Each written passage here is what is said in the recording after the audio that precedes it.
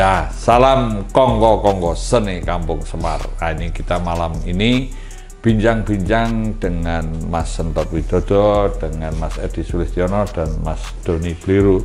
Kita akan bahas tentang persiapan pameran wayang pada Hari Wayang Nasional di Bali Budaya dan Kampung Semar.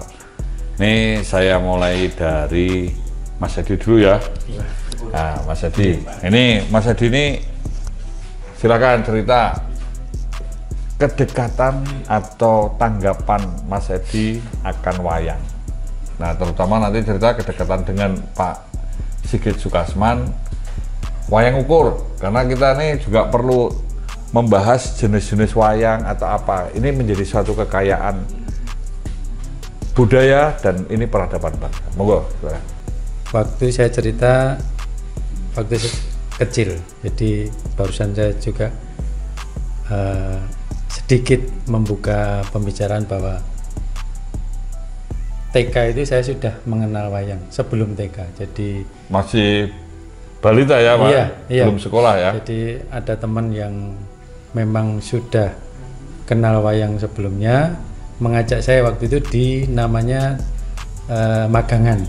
Nah, di Magangan itu ada gerbang keraton namanya Ulonogo, karena di situ ada ular naga yang kalau pintu masuk keraton itu teman saya tinggal di situ. Nah, dari situ dia punya wayang kertas.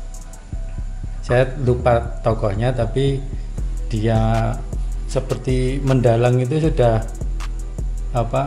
sudah menjiwai gitu. Nah, saya di belakangnya itu ngeprek itu.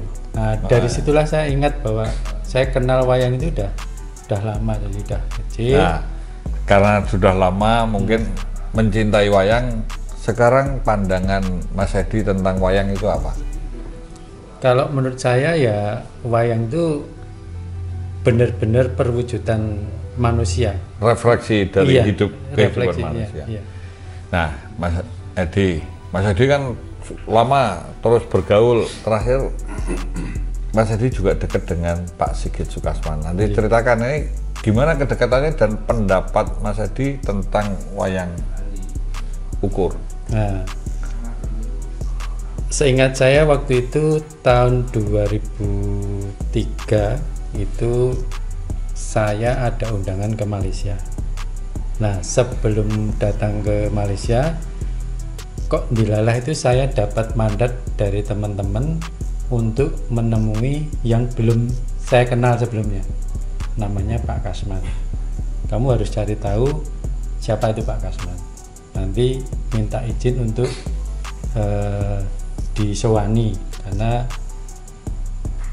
beliau salah satu yang pentolannya wayang, artinya wayang ukur. Itu tadi. Nah, saya mencoba mencari tahu sendiri tanpa tanya-tanya ke Taman Siswa waktu itu. Kebetulan ada teman motor yang ngasih tahu kalau ngertos dalamnya Pak Kasman. Oh, orangnya yang agak terus nggak pernah pakai sandal kemana-mana, wis pokoknya bebas, nyeker gitu. Iya, artinya orang menganggap itu ada minusnya ini. Nah, saya mah curiga, tapi loh, itu didatengin banyak orang itu. Oh, ada yang profesor, dokter, mahasiswa itu datang ke sana. Nah, kok jelas saya kayak dituntun. Akhirnya sampai ke Pak Kasman, kok kenal pertama saya itu belum pernah ketemu, manggil saya itu kayak putune. Padahal sama sekali saya itu belum pernah gaduk namanya Pak Kasman. Tapi begitu dekat, beliau itu menghargai anak muda. Hari demi hari semakin dekat, ngobrol-ngobrol sampai Simbah itu utusan saya. Kebiasaan beliau kalau untuk menghormati gamelan, terus hari-hari besar Jawa itu. Berarti Pak Kasman ini juga melakukan semacam tradisi untuk penghormatan kepada wayang, atau mungkin sebelum membuat wayang beliau juga melakukan ritual atau ada? Kalau setahu saya Pak Kasman itu sangat logis ya. Jadi beliau itu karena dia seniman, dia kan sensitif, tapi mungkin tidak karuniai apa sensitivitas yang bisa melihat atau tapi bisa merasakan. Nah dari situ beliau sebenarnya menghormati, menghargai. Oh gamelan itu membuatnya enggak semua orang bisa. Wayang juga ada pendalaman tertentu yang untuk mencapai tingkat kesempurnaan. Artinya kesempurnaan itu milik Tuhan. Nah, waktu Pak Kasman membuat itu ada artisan atau beliau sendiri atau beliau itu kan utak-utak sendiri, karena mungkin kalau dikatakan beliau ini punya murid nggak atau saya pikir kalau menganggap murid itu nggak banyak ya, karena muridnya yang menganggap beliau guru, karena banyak yang datang. Dan jiwa wayangnya itu sebenarnya kalau saya tangkap gilanya di Eropa, karena waktu habis dari Amerika dia bersama dengan Slamet Raharjo dan rombongan kebudayaan Indonesia yang diundang ke Amerika, terus langsung ke Belanda. Jadi tidak pulang, lainnya pada pulang ke Indonesia. Pak Kasman ke Belanda hampir 10 tahun di sana ya. Di sana ya. Dan di sana hidupnya ya dari mencuci piring, terus kerja di supermarket. Dan waktu itu yang diperlihatkan sebelum beliau meninggal itu foto-foto dia mendesain busana untuk show di Belanda, termasuk wayang itu jelas. Dari situ mungkin di Amerika itu sudah mendesain wayang, cuma di Belanda dia nggak menemukan wayang karena mengunjungi museum, mengunjungi galeri, studio seni macam-macam. Wah, tingkat kedalamannya wayang itu hampir sama dengan kebudayaan Barat, mungkin lebih. Tapi karena tidak ada referensi di sana, akhirnya beliau gelisah sambil mencari-nyari bentuk visual, terus estetika budaya Barat yang ditarik ke timur untuk apa sebenarnya yang inti dari kebudayaan. Ya, terima kasih Mas Hadi, berarti sudah menceritakan betapa kita memang harus bangga sebagai bangsa Indonesia kembali ke akar budaya. Ini ke Mas Hendot. Mas Hendot, ini tentang perwayangannya kan juga rumit-rumit lah ya. Ini mungkin Sengkuni ya, Mas Hendot? Iya, betul. Gerombolan Sengkuni, Cakil, Buto Terong, terus ini Satrionya yaitu Pak Bung Karno sama Bung Hatta. Jadi ya, wayang-wayang golongan-golongan sabrangan itu atau apa? Iya. Nah ini Mas Hendot coba ceritakan. Ini dari karya-karyanya yang ada di sini dulu nih. Ini ceritanya apa Mas Hendot? Ini dulu waktu saya ngelukis ini, terus saya tunjukkan Pak Kris tanya saya, ngelukis apa sekarang? Saya ngelukis ini. Terus Pak Kris malah yang ngasih judul ini. Saya malah lupa. Ini Pak Kris yang ngasih judul Duka Ibu Pertiwi. Jadi mungkin pada situasi dan kondisi yang semakin banyak orang yang lupa atau kurang appreciate terhadap wayang dan dianggapnya barang kuno atau barang lawasan. Nah, Mas Hendot, tokoh apa yang paling disenangi sebetulnya nih? Kalau tokoh sih saya sebenarnya saya pikir sama ya. Maksudnya sama itu begini. Kalau saya melukiskan ini kan kebanyakan ndak ada tokoh yang bagus yang saya lukiskan tentang wayang. Karena ini kan simbolis dari angkara murka untuk memecah belah bangsa dan sebagainya, seperti itu semua. Ini kan ya menceritakan tentang kondisi waktu itu di tanah air. Jadi ini karya tahun berapa? 2013. Wah, hampir 10 tahun yang lalu ya. Iya. Jadi Mas Hendot menggambarkan, saya tadinya pikir-pikir satrianya malah ditubet-tubet ini. Tokoh yang jelek seperti Sengkuni, Buto, itu semua kan dia malah melukiskan melukiskan keonaran di NKRI ya, melukiskan tentang kejelekan. Padahal memecah kan belah. sudah diajarkan Toto Tentrem, Iya. Kertora Harjo kan Ya, gitu ya. harusnya kan melukiskan Lah ini bangsa ini yang baik. Kalau ini kok Prambanan mau dikeletak Buto atau ini Bathara Kala atau gimana? Itu dulu waktu itu saya melukiskan tentang tahun kuda. Oh, tahun kuda. Iya, tahun kuda. Ceritanya apa? Ceritanya walaupun hidup di dunia banyak godaan, banyak apa ya? Ya godaan lah. Tapi kita sebagai manusia harus terus tetap berjalan menggapai cita-cita. Berarti menggapai Mas tujuan Sentot hidup. sekarang membuat gambar atau lukisan ini ada sanepo, ada semiotika, ya toh, simbol-simbol Iya, gitu. simbol. Termasuk ada penari yang dirubung wayang atau ada Jatayu, Iya. ada gambar Buto. Ini siapa nih? Sri Kandi atau siapa itu? Iya, Sri Kandi ya. iya. Sri Kandi sebenarnya Dewi Sintoya. Sinta. Betul. Dan ini simbol-simbol semua ya. Iya.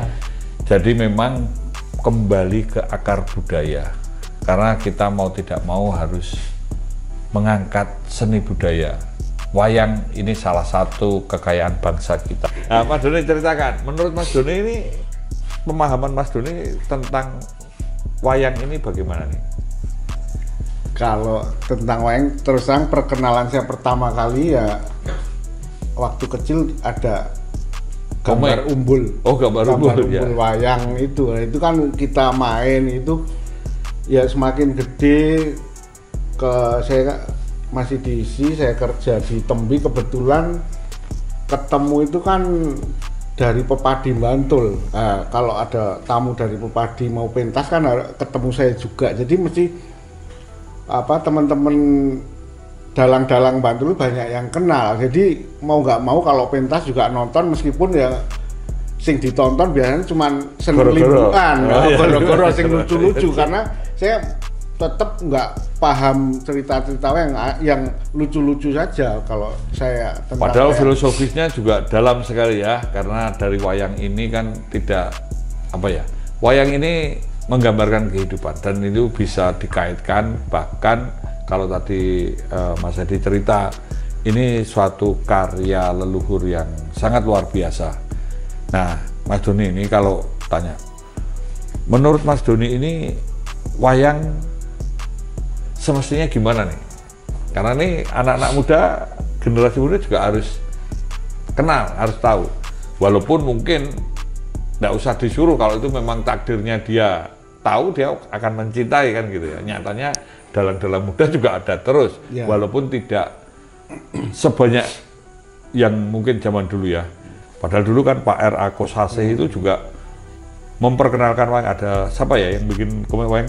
Urip, Pak R.A. Kosase, Pak Urip, apalagi ada Pak ini Teguh Santosa, ya, termasuk. dan banyak yang lain ya. Nah, Mas Doni, dari pengalaman banyak ini, menurut Mas Doni, apa yang perlu dilakukan untuk melestarikan dan memperkenalkan wayang ini terus-menerus? Ya, mesti ada pembaruan-pembaruan. Dalam hal ini ada teman juga yang dalang, yang istilahnya masih muda, juga dia dosen di ISI, bikin wayang animasi.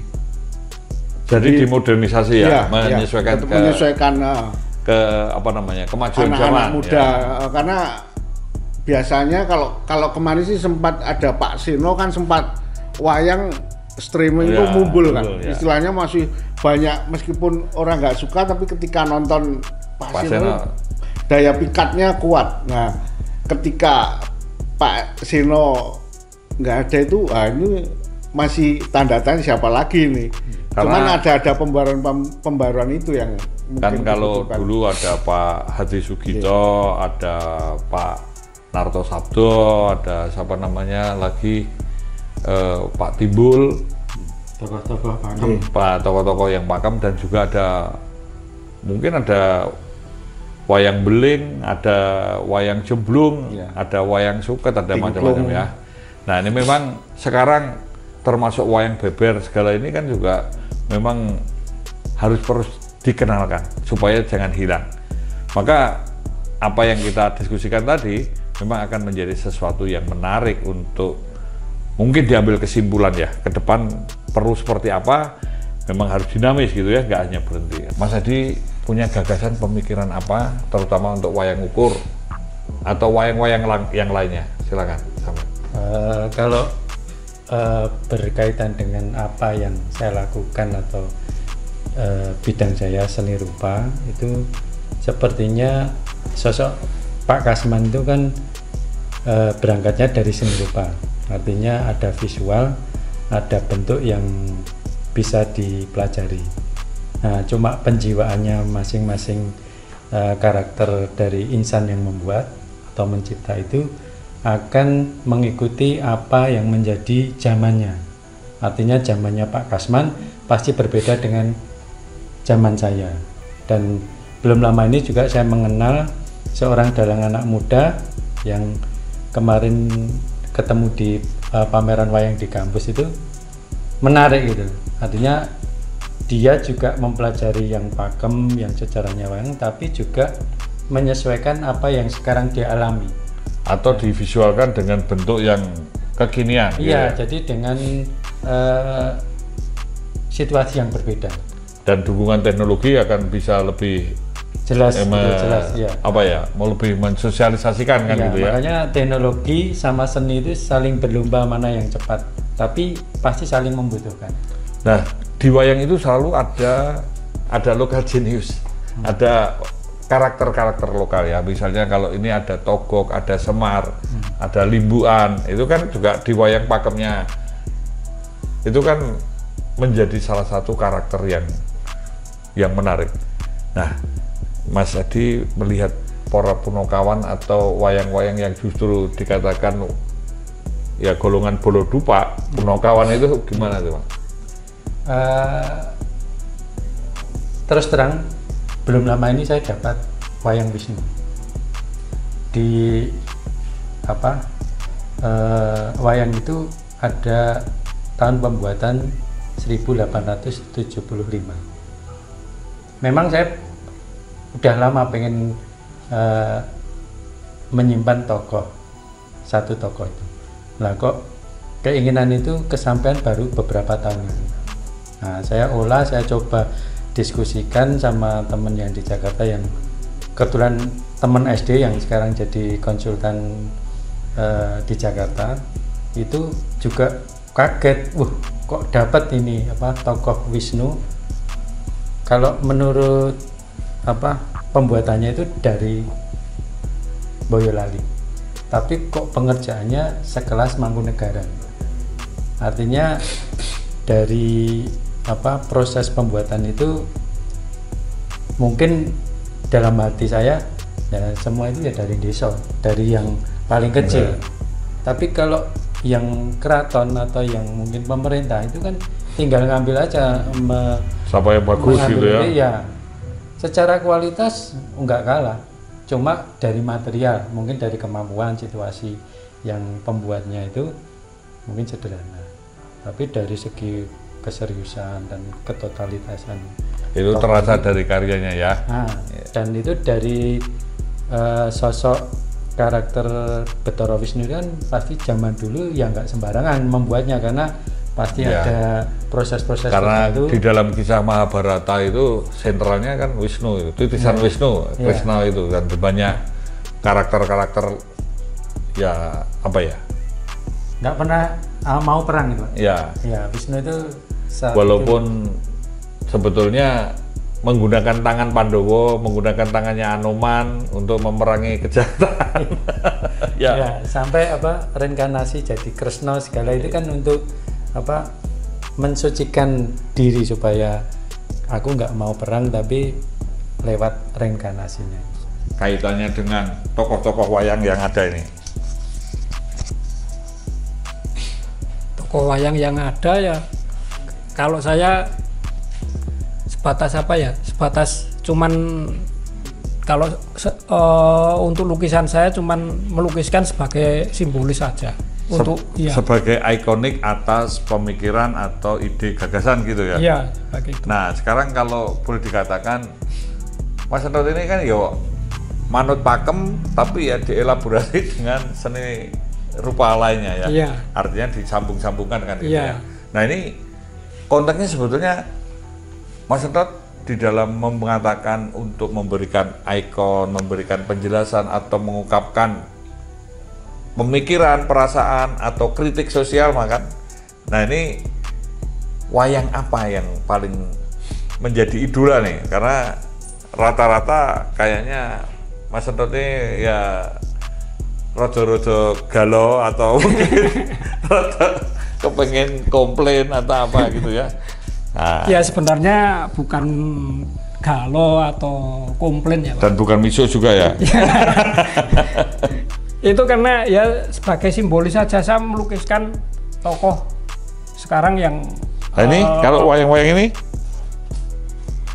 nah itu apa? Wayang ini sebenarnya bukan apa ya, bukan wayang, cuman saya anu aja gambar mengekspresikan diri dari aja, ya. petilan wayang Iya, atau petilan. sempalan wayang. Iya. Berarti ini bisa jadi model Bali saya deformasi aja, enggak atau jadi wayang sempalan yang sempal. atau wayang sempal. Ya.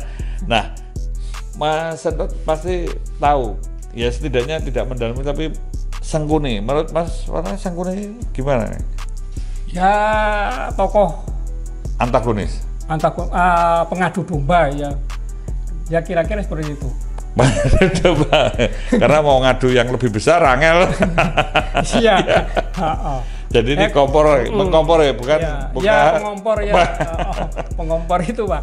Ya oke lah. Mungkin mau berbuat takut ya, atau jadi dia cuman ngomporin aja. Jadi ibaratnya nabok nyilih cangkem. Ya betul. Ya.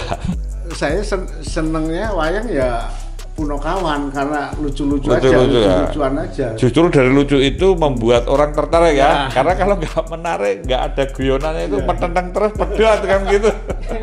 Karena dari sore sampai tengah malam dan itu kan dinanti ya. Nah, itu karena dalang, makanya tadi kalau Pak Seno terus ada Pak Antos almarhum itu kan juga beliau ngolahnya itu lucu-lucunya itu. Mau nambahin dikit. Oh iya, nggih, Jadi monggo. Menurut Mas Doni tadi suka dengan Punokawan yang senengane guyon. Lah saya ingat mature Simbah Kasman. Malah justru itu yang paling spiritual. Justru pada guyonnya itu ya. Iya, karena itu yang paling serius itu malah. Karena menurut saya juga ngelawak atau bikin guyon itu kan harus cerdas. Iya. Karena membuat tertawa itu angel loh. Bayangkan kesedihan paling sedih itu ketika ngelawak orang nggak tertawa. Itu kacau. Ya baik, terima kasih. Kita semua memang kita harus melestarikan kembali ke akar budaya kita untuk agar bangsa kita tuh tetap menjaga karakter, kekayaan, dan untuk bisa berdaulat, berdaya tahan, berdaya tangkal, dan berdaya saing. Karena wayang adalah suatu mahakarya, suatu kekuatan bagi bangsa ini untuk bisa menjaga keteraturan sosial, semakin manusiawinya manusia, dan membangun peradaban.